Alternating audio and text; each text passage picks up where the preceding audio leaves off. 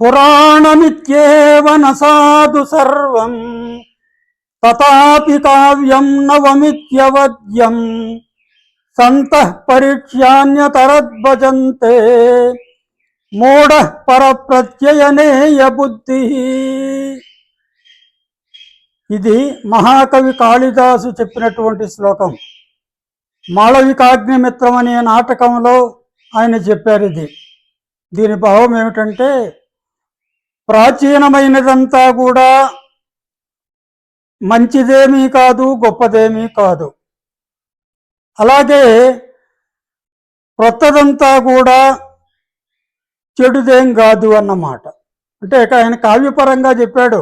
ప్రాచీన కావ్యాలన్నీ గొప్పవి అన్నీ మంచివి అని చెప్పుకోవాల్సిన అవసరం లేదు, కొత్త కావ్యాలు కూడా చెడ్డవని చెప్పడానికి లేదు, మరి రెండిల్లో కూడా మంచి చెడ్డలు ఉంటాయి అని.